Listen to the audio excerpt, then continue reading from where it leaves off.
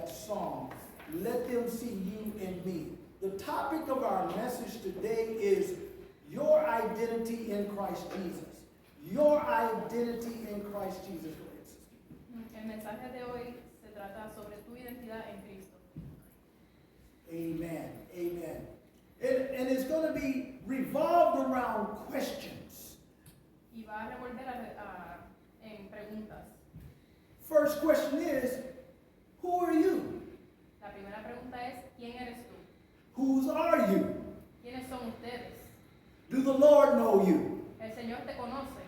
How do people in the world see you? ¿Cómo las personas del mundo te perciben? In Matthew chapter 15, starting around, in Matthew chapter 16, starting around verse 13, you'll find where Jesus asked his disciples this question. En Mateo 16, versículo 13, vas a encontrar donde Jesús le pregunta esto a sus discípulos. He said to his disciples, who do men say that I am? Le dice a sus discípulos, ¿quién dicen los hombres que es el Hijo del Hombre? He said, who do you, the Son of Man, say that the Son of Man am? Who do you say that I am? Y vosotros, ¿quién decís que soy yo? Now when he asked, who do men say that I am? His disciples gave him answers like, some say that thou art Elias. Some say John the Baptist. Others say, one of the prophets. Y luego de que el Señor Jesús les preguntara esto a sus discípulos, algunos de ellos respondieron con Juan el Bautista, otros dijeron Jeremías. But when Jesus asked them, who do you say that I am? Peter answered and said, thou art the Christ, the Son of the living God. Pero cuando Jesús le preguntó a sus discípulos, ¿ustedes quién dicen que soy yo? Simón Pedro dijo, tú eres el Cristo, el Hijo del Dios viviente. He identified who Jesus is. First, the Christ. Christ meaning the Messiah, the anointed one and his anointing. It also means the Savior and deliverer. Simón logró identificar quién era Jesús. Él dijo el Cristo, el Mesías, quien ha sido y el Salvador. Amen. He is the deliverer. He is our Savior. And he also associated himself with mankind by calling himself the Son of Man. Él es nuestro Salvador, nuestro Señor viviente. Y el Señor se identificó también como hombre. But in your identity, what and who do you identify with? Pero en tu identidad, ¿con qué y con qué te identificas tú? Some identify with their race. Algunos se identifican con su raza. Others identify with their family name or their bloodline. Otros se identifican con su apellido o con su linaje. Some of you even identify who you are by your jobs. Algunos de ustedes aún dejan que sus trabajos los identifiquen. By saying, I'm a plumber, I'm a technician, I'm a this and I'm a that. Diciendo, soy un plomero, soy un doctor o este título. Some by their religions.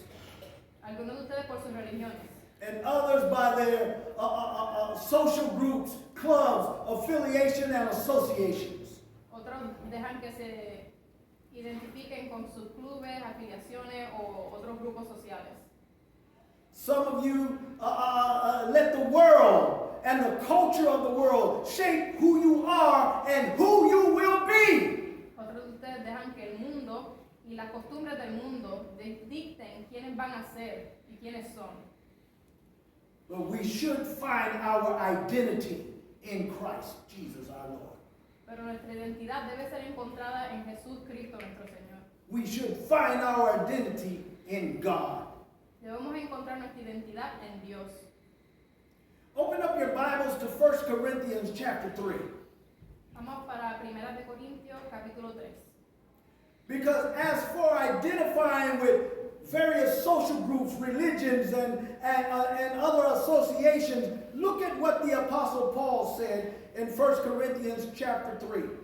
Porque en vez de dejar que el mundo dicte tu identidad, vamos a mejor mirar a la Biblia que dice el apóstol Pablo quién eres.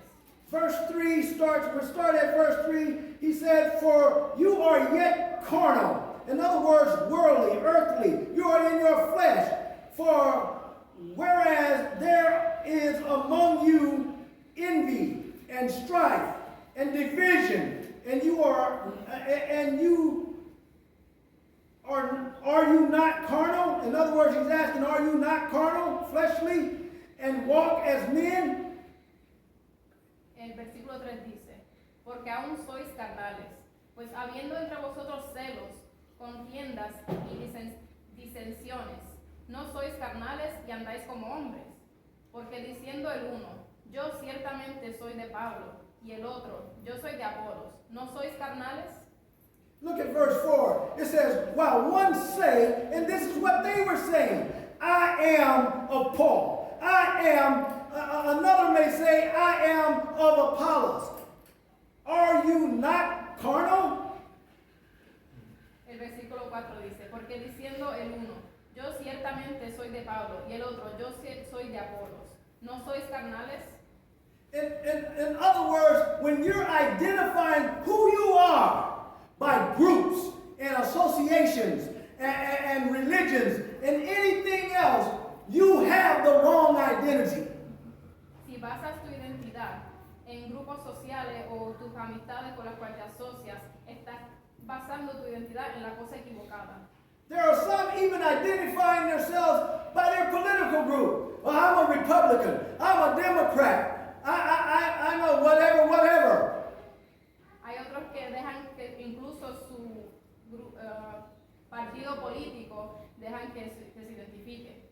Look at verse 5 and what Paul says. Who then is Paul and who is Apollos, but ministers by whom you believe, even as the Lord gave to every man. En el versículo 5 dice, ¿qué pues es Pablo y qué es Apolos? Servidores por medio de los cuales habéis creído, y eso según lo que a cada uno concedió el Señor. So if you're identifying yourself by your religious affiliation, I'm a Baptist, I'm a Catholic, I'm an agnostic, I'm a Presbyterian, I'm a Methodist or whatever, you're still identifying yourself the wrong way. Así que si te identificas con tu grupo religioso, soy bautista, católico, cristiano, aún estás de esa manera, te estás identificando de la manera incorrecta. Because the scriptures say these are just names in which we believe under. Then who are these? They're nothing, but we believe in Christ Jesus. Porque aún la Biblia dice que estos títulos no significan nada. Tenemos que basar nuestra identidad en quién somos en Dios. Hallelujah. We don't want to be carnal-minded because carnal-mindedness is against God. No podemos tener una mente carnal porque la mente carnal va en contra de Dios. When you read in Romans chapter 8, starting around verse 5, you'll find that the scriptures say that when you are carnal-minded, you are enmity with God. You come against God. And then those that are carnal-minded, carnalness is death. Porque si vamos a Romanos capítulo 8 versículo 5 dice, porque los que son de la carne piensan en las cosas de la carne, pero los que son del Espíritu en las cosas del Espíritu. There are a lot of those who say they're Christians that are falling into the norms of this culture and to the world. Hay muchos de ustedes que se hacen llamar cristianos y están conformándose a las normas de este mundo. In other words, they're being assimilated into the world's fashion and the world's way. Están siendo asimilados a las costumbres del mundo y a los caminos del mundo. Do y'all understand what it means to be assimilated, brought into? I remember back when I used to watch Star Trek and they had the Borg. I don't know if y'all remember that. They had the Borg. They were mechanical type people and they were in this big cube type ship. And when they captured people, they would assimilate them into their association. If you could say it the way you say it. Tengo una anécdota de cuando había un toro mecánico y cuando se caían sean asimilados al matre. Amen. Hallelujah. And some of you are being assimilated, but the Bible tells us that through this type of assimilation, we're being assimilated into the world in their ways, in their habits, in their practices, in their thoughts, and in their behaviors.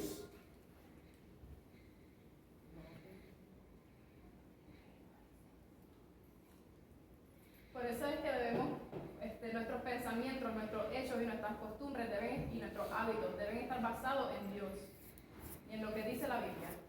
In Romans chapter 12, verse 2, the Bible tells us to be not conformed to this world, but be transformed by the renewing of your mind. En Romanos capítulo 12 dice que no debemos ser conformados a este mundo, sino que debemos renovar nuestra mente diariamente. The Bible lets us know in 1 Corinthians chapter 15, verse 33, it says, look, don't be deceived. In other words, don't be tricked, don't be fooled. That evil communication corrupts good manners. En Primera de Corintios capítulo 15, versículo 33 dice, no erréis, las malas conversaciones corrompen las buenas costumbres. No matter how good you are as a Christian, if you continue to associate with the world's ways, it will assimilate you, it will drag you in, and you will become more and more like them. No importa cuán buen cristiano te creas, si te sigues juntando y asimilando con el mundo, te va a atraer y te va a alejar y te va a transformar conforme a su camino. Turn your Bibles to 1 Corinthians chapter 5. Vamos a Primera de Corintios capítulo 5. And look with me at verse 9. Say amen when you get there. Amen. Amen. Paul says, I wrote unto you in an epistle not to company with fornicators. You know what fornicators are, right? Not to company with fornicators. Go ahead, sister. En Primera de Corintios capítulo 5 versículo 9 dice, os he escrito por carta que no os juntéis con los fornicarios. Verse 10, yet not altogether with the fornicators of the world, or with the covetous, or extortioners, or with idolaters, for then must you need go out of the world. Versículo 10. No absolutamente con los fornicarios de este mundo, o con los avaros, o con los ladrones, o con los idólatras, pues en tal caso os sería necesario salir del mundo.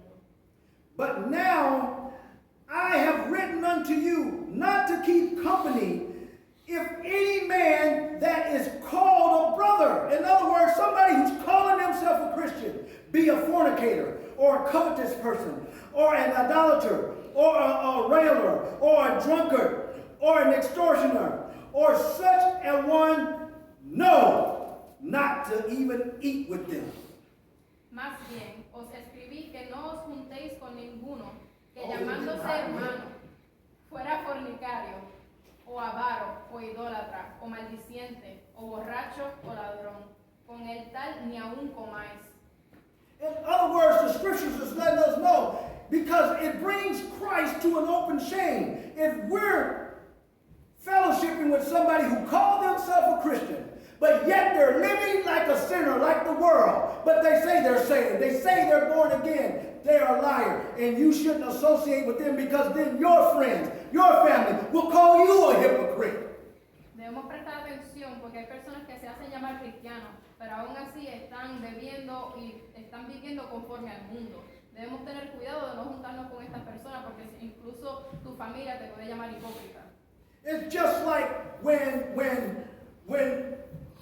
people see you with someone you shouldn't be with, like a gang member or something, then they associate you with who you hang with. Es cuando las personas te ven con alguien que no debes estar pasando tiempo, con alguien que pertenece a una ganga. Entonces te van a asimilar con esa persona. And then when you're hanging with someone who calls themselves a Christian, and yet they're living like the world, at first, then the world has an excuse to say, well, they're Christians, and they're doing this and doing that. They're committing adultery. They're drinking. They're lying. Why be a Christian if the Christians are doing what the world is doing? Si te hace llamar cristiano, pero estás bebiendo, estás fornicando, estás haciendo cosas que no debes, pues le estás dando al mundo que te ve a ti una excusa para decir, bueno, pues si él es cristiano, pero él está bebiendo y él está fornicando, pues ¿por qué yo tengo que ser cristiano? ¿Por qué yo tengo que seguir el ejemplo de él? I just thought about this. It's like what Sister Doris said this morning. It gives them an excuse. Es como mi hermana Doris dijo en esta mañana, les da a ellos una excusa. And that's all the world is looking for, is another excuse. And when you are hanging with so-called Christians who are living a lifestyle of sin, what does that say about you? And what excuse does it give to the world? Y cuando te juntas con estas personas que se hacen llamar cristianos, pero están viviendo como el mundo y no están siguiendo la palabra, entonces, ¿qué eso dice de ti? Verse 12 says, for what have I to do to judge them also that are without? Do not you judge them that are within? El versículo 12 dice, ¿por qué? ¿Qué razón tendría yo para juzgar a los que están afuera? ¿No juzgáis vosotros a los que están dentro? And this question here that Paul asked open up to our message for next week, because I'm going to, no, not next week, the following week. I'm going to be talking about judging. Y esta pregunta da pie al mensaje que voy a traer la semana siguiente. Because we got people running around both in the church and out of the church when they're doing wrong, always hollering, don't judge me. Porque tenemos personas que vienen y se van de la iglesia y después están diciendo, ¿quién eres tú para juzgarme? Because they misquote and misunderstand what Jesus said in the book of Matthew about judge not lest ye be judged. Porque les gusta usar el libro de Mateo donde Jesús dice no juzgues si no quieres ser juzgado y lo usan de manera incorrecta. Because that scripture, as you read on in its context, he says you'll judge righteously when you make sure what you're doing is right. Pero lo sacan de contexto porque si sigues leyendo ese versículo dice que si vas a juzgar que tengas un juicio justo y que tú estés en lo correcto. When you take the beam out of your eye, then Jesus said you can then judge those with the speck in their eye.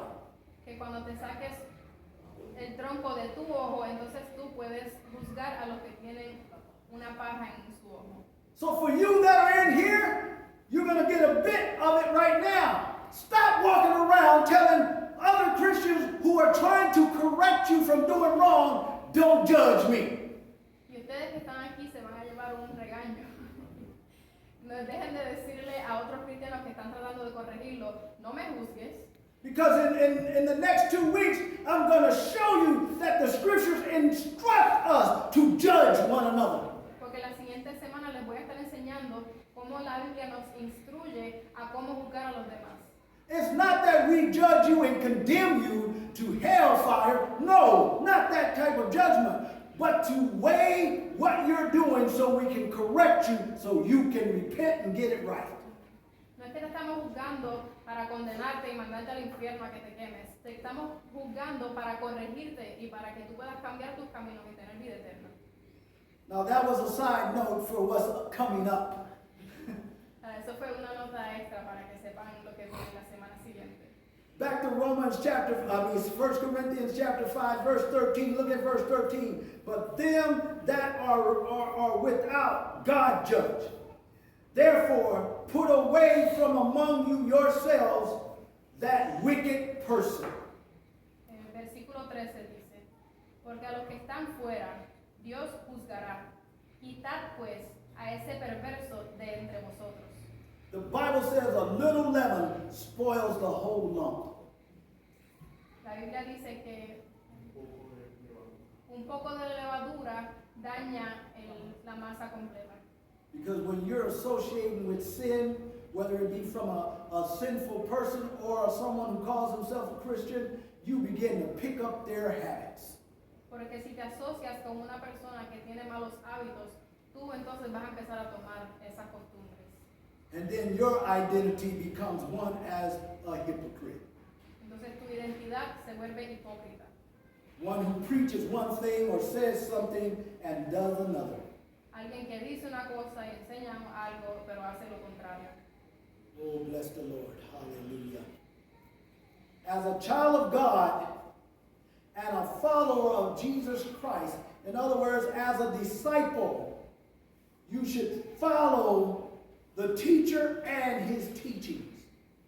Como un seguidor de Dios, o en otras palabras, como un discípulo, tú deberías estar siguiendo las enseñanzas del Señor. There should be a difference in you. Debe haber una diferencia en ti. There should be a change and a growth in you. Debe haber un cambio y un crecimiento en ti. 2 Corinthians chapter 5, verse 17 and 18 says, if any man be in Christ, he is a new creature.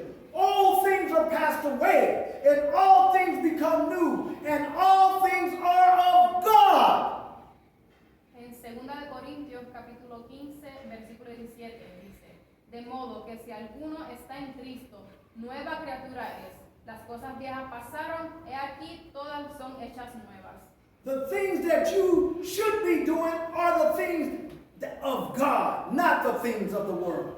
Las cosas que tú debes estar haciendo son las cosas que se alinean con la voluntad de Dios, no las cosas que está haciendo el mundo. Romans 12 says, verse 1 and 2 says, I beseech you therefore, brethren, by the mercies of God, that you present your body as a living sacrifice, holy and acceptable unto him, which is your reasonable service. And then he went on to say in verse 2, and be not conformed to this world, but be transformed by the renewing of your mind, that you may prove what is the good, acceptable, and perfect will of God. In other words, there ought to be a difference in you. En Romanos capítulo 12, versículos 1 y 2 dice, así que, hermanos, os ruego por la misericordia de Dios, que presentéis vuestros cuerpos en sacrificio vivo, santo, agradable a Dios, que es vuestro culto racional. No os conforméis a este siglo, sino transformaos por medio de la renovación de vuestro entendimiento, para que comprobéis cuál sea la buena voluntad de Dios, agradable y perfecta. En otras palabras, debe haber una diferencia entre ti y el mundo. Hallelujah. Turn to 1 Peter chapter 2. Vamos para 1 de Pedro capítulo 2. Look with me at verse 1 and verse 2 and 3. Verse 1 through 3. It says, wherefore, lay aside all malice, all guile, all hypocrisy, all envies, and all evil speaking. As a newborn babe, desire the sincere milk of the word, that you may grow thereby, if so be you have tasted that the Lord is gracious. El versículo 1 al 3 dice, desechando pues toda malicia, todo engaño, hipocresía, envidias y todas las distracciones, desead, como niños recién nacidos, la leche espiritual no adulterada, para que por ella crezcáis para salvación, si es que habéis gustado la benignidad del Señor. God desires for you to grow, to change and to grow. El deseo del Señor es que cambiemos y crezcamos. If you've been noticing on the streets here lately and in the parking lots and sidewalks, there's been a lot of caterpillars. Si han notado últimamente aquí en las aceras y en las carreteras hay muchos orugas. Ugly, hairy, slimy, dirt-crawling critters. Son feas, peludas y criaturas despreciables. But eventually they're going to form a cocoon. and go inside, and a transformation is going to take place. Pero eventualmente van a formar un cascarón y va a haber una transformación. When you are in Christ, there should be a transformation taking place in your life. Cuando tú estás en Cristo, debe haber una transformación tomando en Cristo. You should no longer still be that caterpillar, but a butterfly. Que no debes ser una oruga para siempre, sino eventualmente convertirte en una mariposa. The church is like the cocoon. You come here and your development starts. La iglesia es como el cascarón. Deberías entrar y empezar tu transformación. And your transformation begin, and the Bible calls it sanctification. Y tu transformación comienza y la Biblia lo llama santificación. In St. John chapter 17, verse 17, it says that Jesus asked God to sanctify us through the truth. En Juan, la Biblia dice que el Señor pide que seamos santificados por la verdad. And he went on to say, your word is truth. Y luego dice, tu palabra es la verdad. It's not your truth, my truth, the world's truth. Everybody so-called have their own truth, but God's truth. No es tu verdad, mi verdad, o la verdad que aquel o aquella dice. Es la verdad que Dios dice. The Bible lets us know that God said, let him be true and every man a liar. En la Biblia el Señor deja saber que dejes que el mundo entero sea mentiroso, pero que Él siempre sea la verdad. So you should be desiring the word of God so you can grow. Así que nosotros debemos estar deseando la palabra del Señor para que nosotros podamos crecer. And you identify yourself with God and be transformed into the image of his dear son. Para que tú seas transformado y te puedas identificar con su Hijo Jesús. Go to Ephesians chapter 4.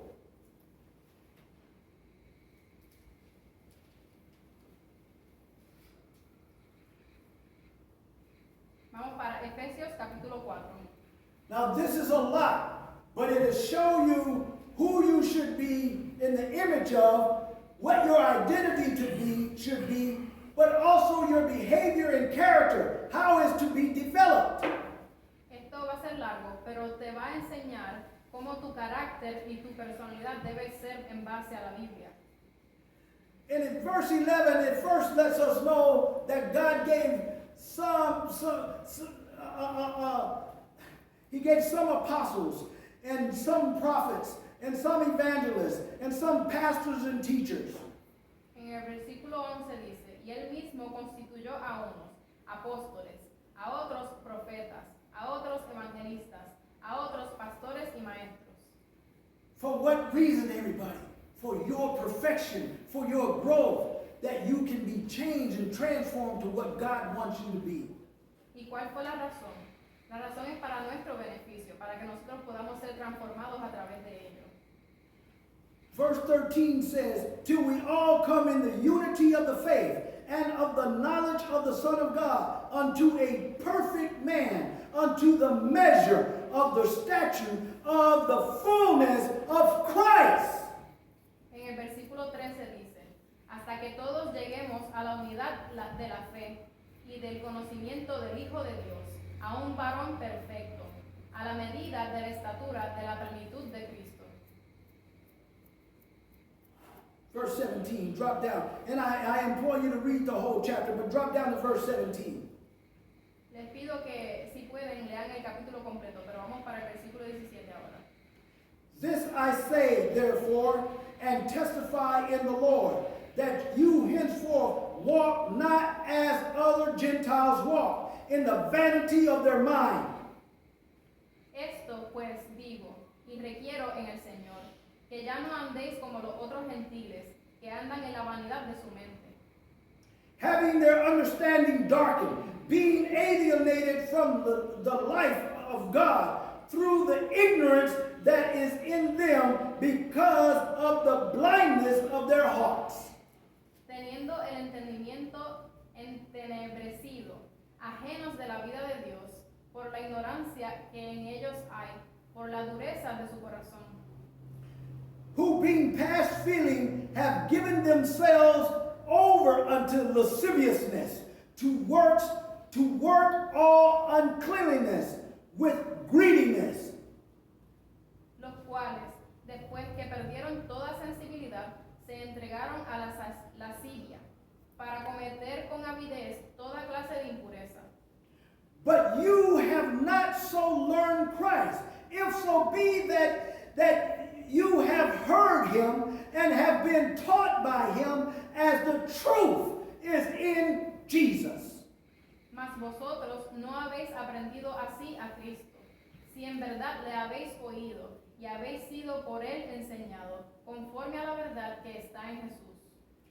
Verse 22 says that you put off concerning the former conversation. In other words, who you used to be. In other words, stop identifying yourself with your past. Stop identifying yourself with your family name. You know, we used to say, I'm a Harrison. Man, and us Harrison, we kick butt. We don't play that mess. I don't identify with that anymore. Blood is thicker than mud. In other words, the blood of Jesus is thicker than my blackness in my family name. En el versículo 22 dice, en cuanto a la pasada manera de vivir, despojaos del viejo hombre, que está vaciado conforme a los deseos engañosos. Lo que les quiero decir es que dejes de basar tu identidad en cosas como tu familia o tu apellido. Por ejemplo, en mi familia yo decía, oh, yo era un Harrison y tenía orgullo en eso, pero ahora yo he puesto eso en el pasado. Look at verse 23. He says, and be renewed in the spirit of your mind. En el versículo 23 dice, y renovaos en el espíritu de vuestra mente. If God didn't want you to change, he wouldn't have put this so many places in the Bible. Si Dios no quisiera que tú cambiaras, Él no hubiera hecho referencia a esto tantas veces en la Biblia. The Bible lets us know if you're dwelling in sin, then you're going to be in hell. La Biblia nos deja saber que si estás viviendo en pecado, que tú vas a ir al infierno. Oh, hallelujah.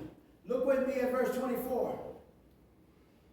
And that you put on the new man, which after God is created in righteousness and true holiness. En el versículo 24 dice, y vestíos del nuevo hombre, creado según Dios en la justicia y santidad de la verdad. Now I implore you to read the rest of this chapter. We're gonna look at with me in Colossians chapter 3. Les pido que lean todo el capítulo, pero ahora vamos a cambiar a Colosenses capítulo 3. Because your behavior should reflect that of Jesus Christ. Porque tu comportamiento debe reflejar a Jesús. And in Colossians chapter 3, starting at verse 1, it says, if you then being risen with Christ, seek those things which are above. In other words, if you say you're a Christian, if you are born again, if you are saved, then you ought to be seeking the things of God.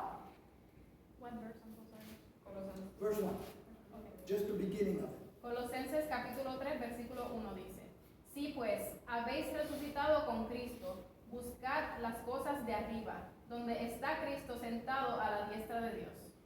Verse 2 says, set your affections.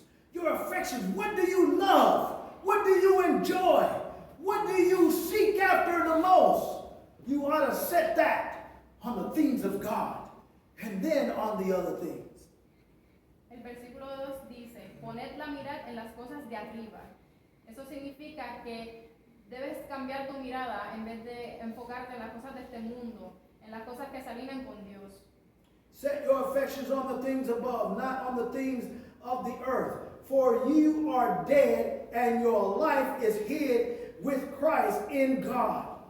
Poned la mira en las cosas de arriba, no en las de la tierra, porque habéis muerto, y vuestra vida está escondida con Cristo en Dios. Now, I could park here in this chapter because this whole chapter talks about our behavior and the things that we should be doing and the things we should not be doing. Please read this chapter for yourself this week. aside and don't put it off. Don't say, well, Pastor, you should have read it Sunday. No, you read it for yourself.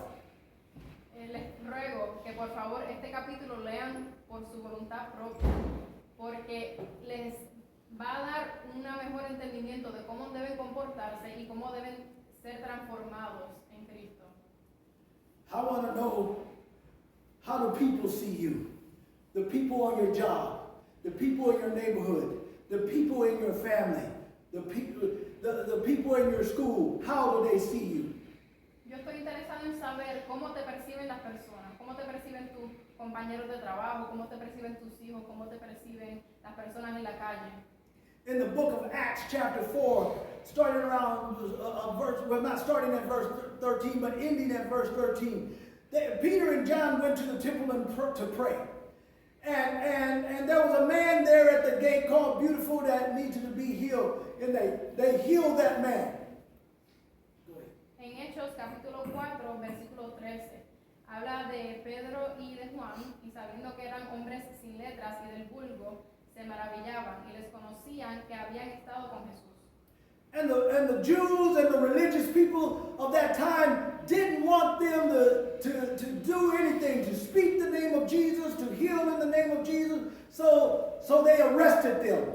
Y los judíos en ese tiempo no querían que ellos hicieran nada, que predicaran sobre Jesús ni nada, así que los arrestaron. And verse 13 says this, and I'm going to paraphrase. It says that those religious people said what they've done is notable. And they took notice that Peter and John, being ignorant and unlearned people, in other words, they were common fishermen. They wasn't educated like the religious folks were.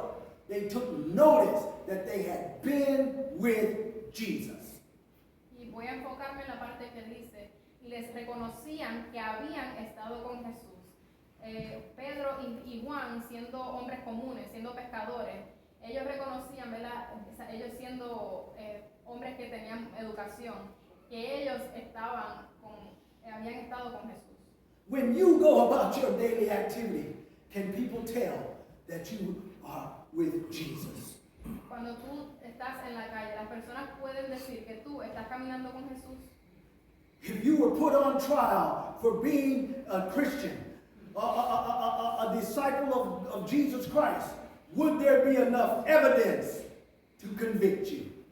Si te ponemos en juicio y las personas van a poder decir o descifrar que tú estás caminando con Jesús.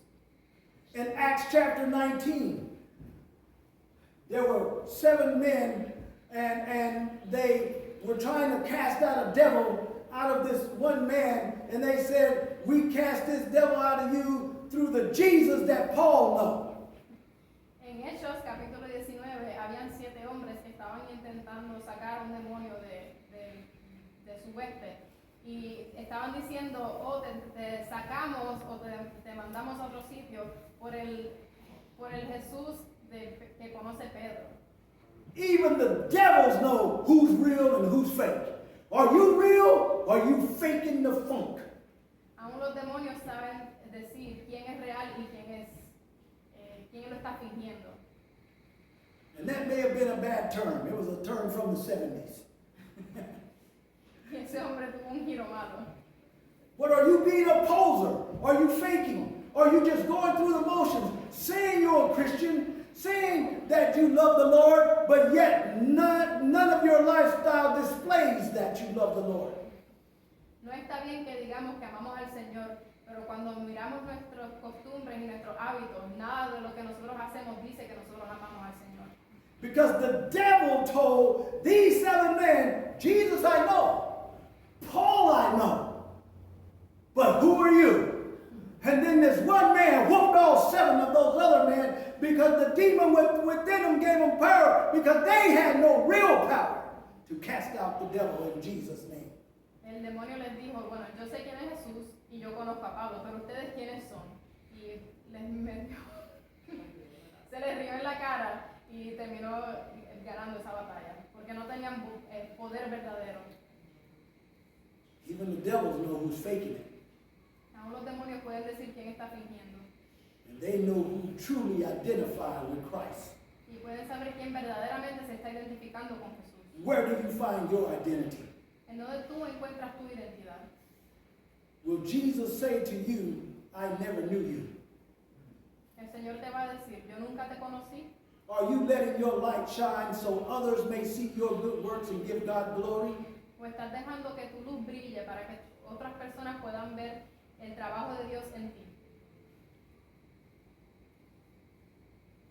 Are you an epistle written of God and read of men? Say that. Epistle, or say this. Turn to 2 Corinthians chapter 3. 2 Corinthians chapter 3.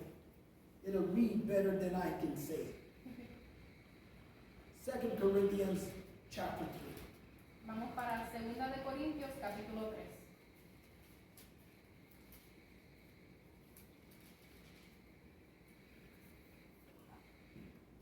Look with me at just one verse. Verse 2. Vamos a leer el versículo 2. You are our epistles. An epistle means a letter. You are our letter. I'll just say it that way.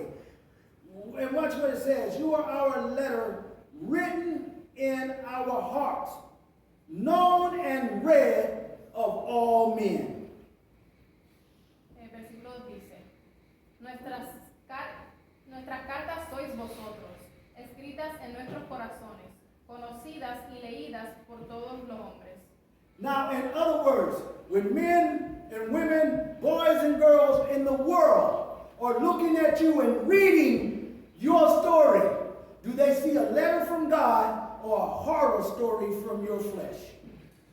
En otras palabras, cuando las personas del mundo leen tu carta, leen tu vida, ellos ven una carta escrita por Dios o ven una historia de horror escrita por el mundo. Your life should be a love letter from God to the world. Tu vida debe ser una carta de amor escrita por Jesús. So how do the world see you? Así que, ¿cómo te ve el mundo? Who do they say you are? ¿Quién dice que eres? Do they say you're a hypocrite? Ellos dicen que eres un hipócrita. Do they say you're no different than them? O dicen que no hay diferencia entre tú y ellos. Or do your life identify with Jesus Christ? O tu vida se identifica con Jesús Cristo. Your life should make a difference. Tu vida debe hacer una diferencia. As I said before, who did Jesus say you are? Como mencioné antes, ¿quién dice Jesús que tú eres? Will he tell you in the day of judgment, depart from me? Te dirá en el día del juicio, Will he, apartaos de mí. will he say, I never knew you? Te dirá, nunca te conocí. That you may have went to church, you may have done some religious activities, but were you really in the family? Pueda que hayas ido a la iglesia y hayas asistido a algunas actividades de la iglesia, pero de verdad eras parte de la familia. Turn with me to Matthew chapter 7. Vamos para Mateo capítulo 7. Starting at verse 21. Empezando en el versículo 21. Not everyone that say unto me, Lord, Lord, shall enter into the kingdom of heaven, but he that do the will of my Father which is in heaven. No todo el que me dice, Señor, Señor, entrará en el reino de los cielos, sino el que hace la voluntad de mi Padre que está en los cielos. There are a lot of people claiming to be Christians, but they identify with the world's ways, the world's habits, the world's behaviors. Hay muchas personas que se hacen llamar cristianos, pero todo su comportamiento y sus hábitos son conforme a las cosas del mundo. And then when judgment comes, will Jesus know them or will they be strangers to him? Pero cuando venga el juicio, ¿el Señor los va a conocer o van a ser extraños para el Señor? In fact, make it personal. Right now, make it personal. Will Jesus know you? Will he know me or will I be a stranger to him? De hecho, vamos a hacer esto personal. Pregúntate a ti mismo, ¿el Señor te va a conocer cuando estés en el juicio?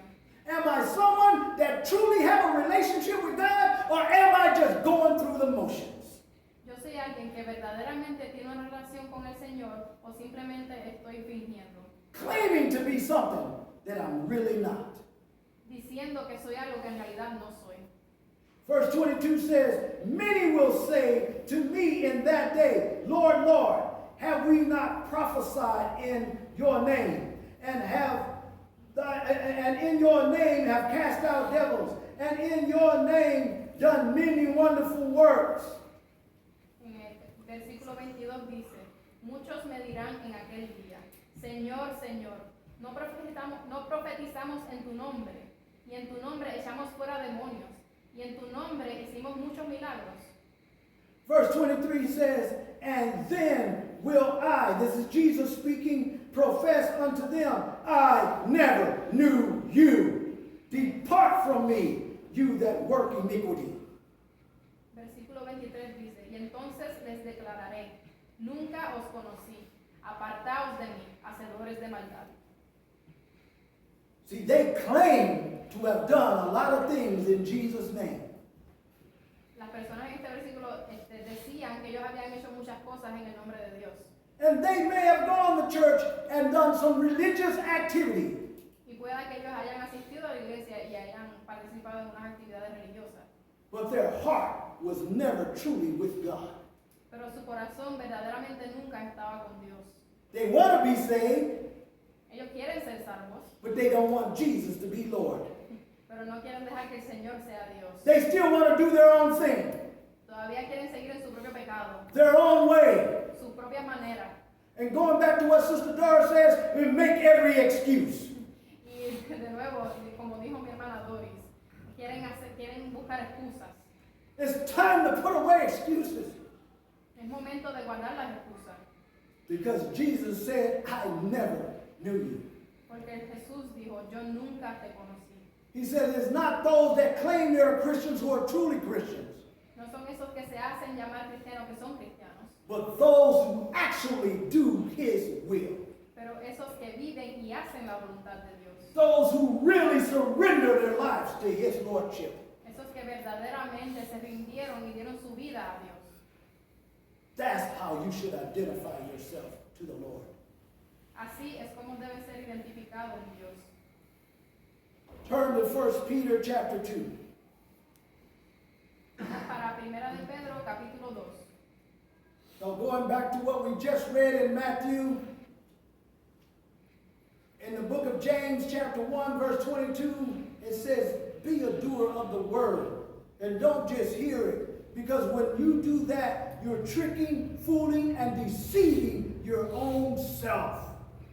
Volviendo a recalcar lo que leímos en Mateo, en Santiago capítulo 1, versículo 22 dice, pero sed hacedores de la palabra, y no tan solamente oidores, engañándoos a vosotros mismos.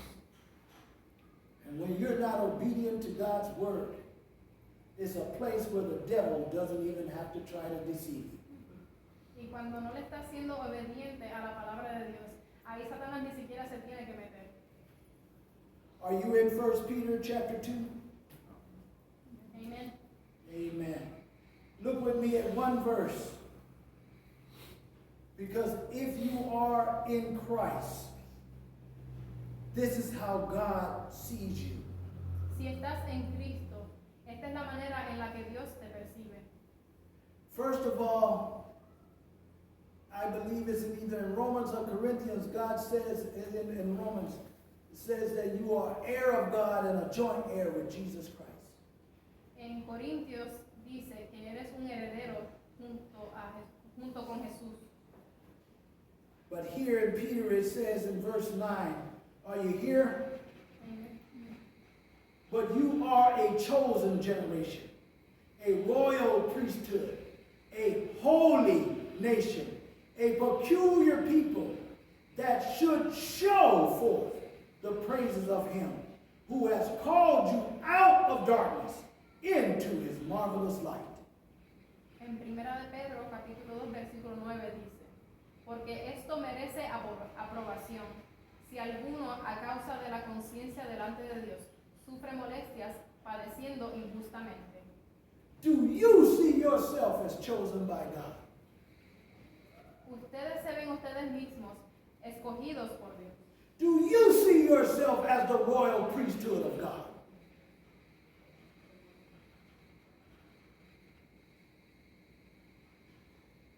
Amen. see yourself as the royal priesthood of God? Ustedes se ven a ustedes mismos Do you see como yourself? realeza. Do you see yourself as a holy person? Ustedes se ven a ustedes mismos como santos. God says, be holy, for I am holy. Without holiness, you won't see God. El Señor dice, sé santo, porque yo soy santo. Y sin santidad no vas a poder ver a Dios. And holiness means to be set apart from the world. Y ser santo significa que haya una diferencia entre ti y el mundo. Are you showing forth the praises of Him who called you out of darkness and into His marvelous light? Estás representando el amor que Él te mostró cuando te sacó de la oscuridad y te trajo a la vida eterna. Last scripture and we close. Turn to 2 Timothy chapter 2. Vamos para 2 de Timoteo capítulo 2. Because there ought to be a difference, ladies and gentlemen. If you are truly saved, born again, a child of God, there ought to be a difference. Porque si tú volviste a nacer en Cristo, debe haber una diferencia. Thank you, Father. Your identity should be found in Christ Jesus. Tu identidad debe ser encontrada y basada en Jesús Cristo. Verse 19, last verse, only verse, and we close. Versículo 19 es el último versículo y cerramos. It says, nevertheless, the foundation of God stands sure, having this seal, the Lord know them that are his. And let everyone that name the name of Christ depart from iniquity. El versículo 19 dice, pero el fundamento de Dios está firme, teniendo este sello, conoce el Señor a los que son suyos, y apártese de iniquidad todo aquel que invoca el nombre de Cristo. Leave the ways of the world behind you and press forward to the things of God, to be